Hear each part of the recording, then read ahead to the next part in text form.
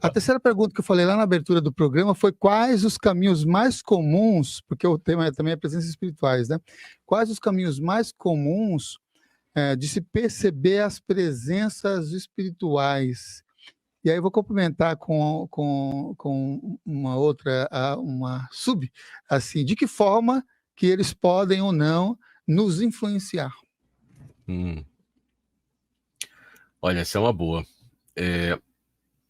A gente, como eu estava falando, se a gente se observa, a gente sente que no mesmo local a gente pode ter sensações distintas num dia e no outro.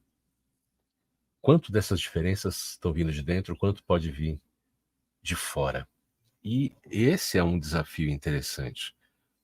Como que funciona isso, né? Será que tem espíritos aqui, uma carga de energia? Eu que estou diferente, simplesmente eu mudo porque é a minha química cerebral, o meu sistema neurológico, a minha química corporal que está diferente? Ou há a possibilidade da mudança ser induzida por presenças espirituais? Pode ser. Pode ter várias explicações. Fora treinamento e abertura de clarividência, não tem uma maneira segura de detectar presenças espirituais. Foi por isso que no passado, depois que eu comecei a sair do corpo, e fora do corpo eu via espíritos, dentro do corpo eu não via os espíritos. E eu via que os espíritos estavam na casa das pessoas, e eu comecei a olhar a minha casa e vi que tinha espíritos dentro de casa. Só que dentro do meu quarto, perto do meu quarto, eu não conseguia. Quando eu comecei com isso, eu era jovem, morava com meus pais, né? Eu não conseguia conversar com os espíritos que estavam lá perto, porque quando eu chegava perto para conversar, a energia próxima do corpo me fazia perder a lucidez e voltar para o corpo. Se eu conseguir conversar com os espíritos naquela época, eu não lembro. Só me lembrava de acordar a hora que eu ia antes de tentar falar com eles. Eu ia chegando para falar com eles, já estava no corpo, na minha lembrança. Eu falei, como que eu resolvo isso? Eu vou ter que aprender a ver espírito. E o nome disso é clarividência.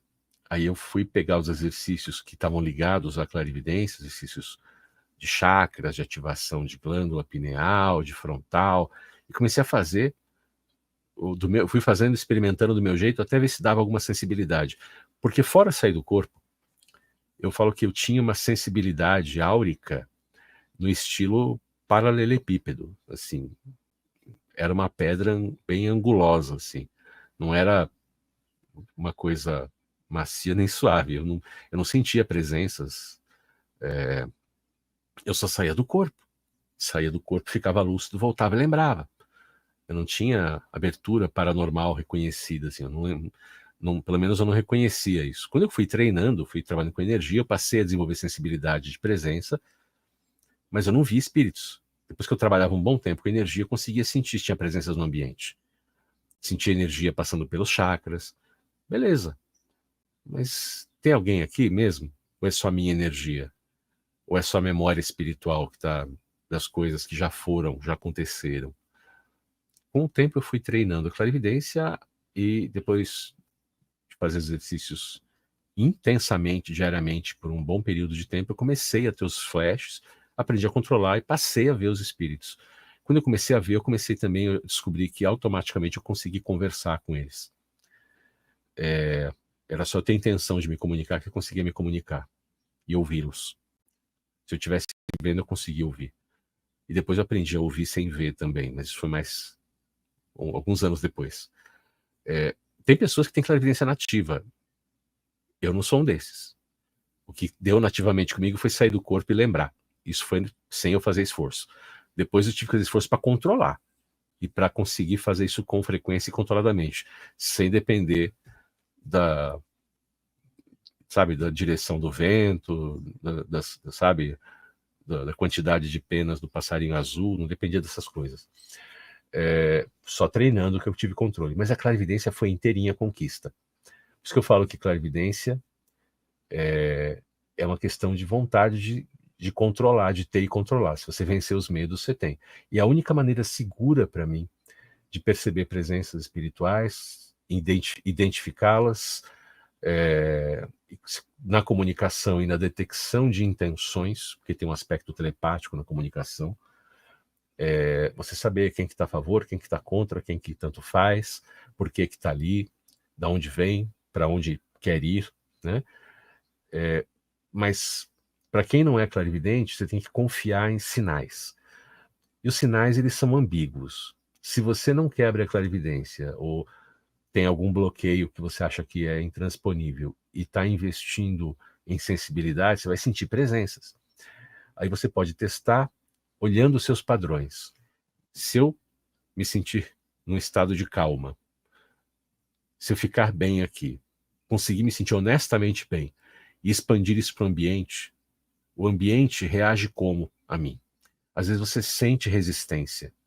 Se eu estou espalhando algo que é bom para mim, quem está resistindo a isso não está gostando dessa energia, então não deveria estar aqui. E aí eu foco em tornar o me falar, olha, quem não estiver aqui, se ficar a meu favor, tudo bem. Se trabalhar comigo espiritualmente, tudo bem. Se não, pode se deslocar, o ambiente aqui é meu. Ou no mínimo, se eu estou num ambiente comum, um ambiente de trabalho, o espaço da minha aura é meu. Então você tem maneiras de lidar com isso. E se você tiver essa segurança, você estabelece seu padrão áurico, mas não é com raiva, é com tranquilidade, é com respeito à vida, com carinho pela vida. É outra vida que está ali, independentemente de não ter matéria. Sabe, olha, você pode ir para qualquer lugar se você for ficar contra mim ou se você for bloquear meu trajeto. Se você ficar na parceria, pode ficar. Mas não é aceitável na minha aura, que é o meu espaço espiritual pessoal, ter alguém contra mim. Não vou agredir, mas não vou aceitar a presença. Então você simplesmente vai reforçando a noção de que sua aura é impenetrável, sem agredir, sem querer prejudicar quem está por ali. Porque se você tentar agredir, você vai dar reciprocidade para ser agredido. Tá? E isso não é legal. Eu poderia falar mais um monte sobre isso, mas aí eu precisaria de mais didática para poder encadear as coisas. Vamos pegar um gancho nessa última fala que você trouxe, que também tem uma dúvida também para muitas pessoas que também acompanham aqui o canal, que é assim, sensitivos, médiums, paranormais, eles podem ir a qualquer lugar? Existe restrição de mexer com energias em determinados lugares? Olha, a pergunta aí é ótima e, de certa maneira, desafiadora. Você faz escolhas. Eu fiz as minhas. Por exemplo, quando era mais jovem, eu conseguia apreciar e em shows. Eu ia em show de rock, em show de MPB, né, em show de diversos, né, ia em teatro, com frequência nesses lugares.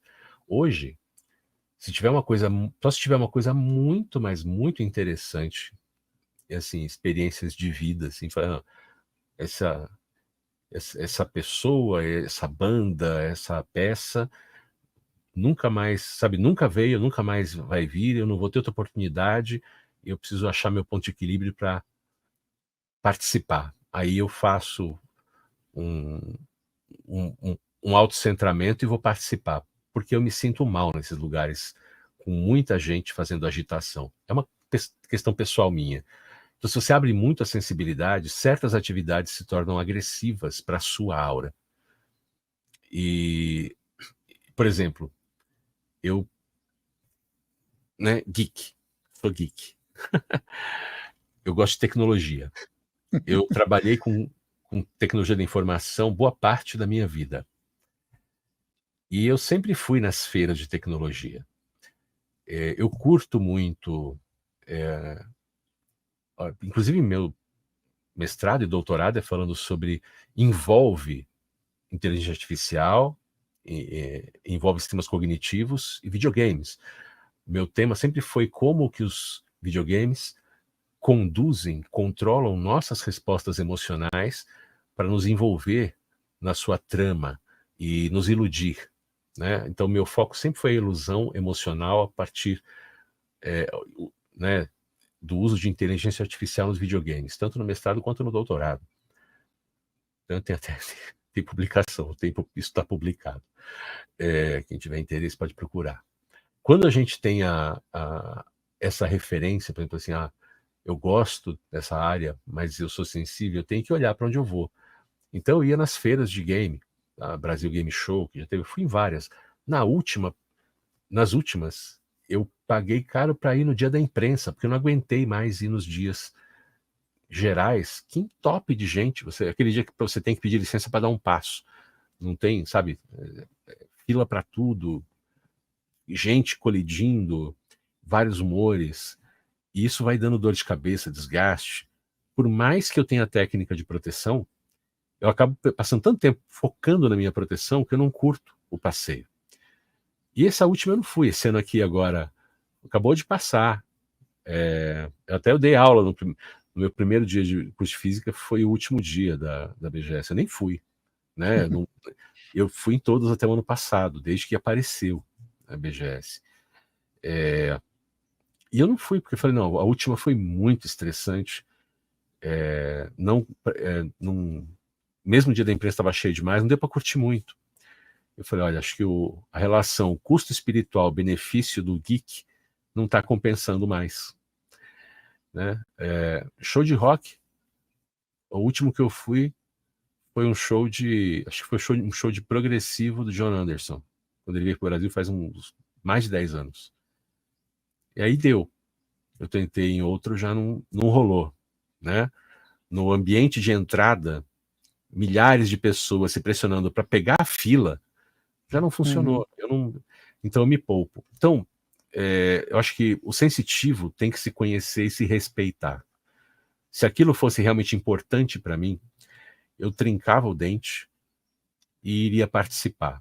Como foi com o caso do show do John Anderson. Eu sabia que ia estar entupido, mas eu encarei porque eu não queria perder a oportunidade. Sabe? Aquela coisa, se vier tiver uma apresentação do Gilmour, se a turnê atual dele viesse para cá, eu ia tentar me programar para participar. Mas tem banda que eu gosto, que nem agora vai ter o Dream Theater, tá vindo mês que vem aí, e eu tô tentado, mas eu não vou. Né? Ainda mais que a música deles é um tipo de metal progressivo, uma coisa mais pesada, eu gosto, mas tem hora para ouvir. Tem um público também que não é tão calmo quanto um público do John Anderson. Então eu vou me preservar para, se antes de desencadernar o Gilmour vier para cá e eu tiver por aqui também ainda, talvez eu até vá. Então tem alguns assim, sabe, que eu iria. Né?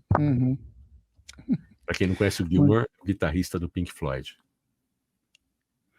Muito bem. Gostou desse corte? Se você gostou, então você pode apreciar também o episódio completo. O link está aqui na descrição. E se você quiser material extra, convido que você acesse o Clube Consciência. Link também aqui na descrição. Que as melhores energias cheguem até você.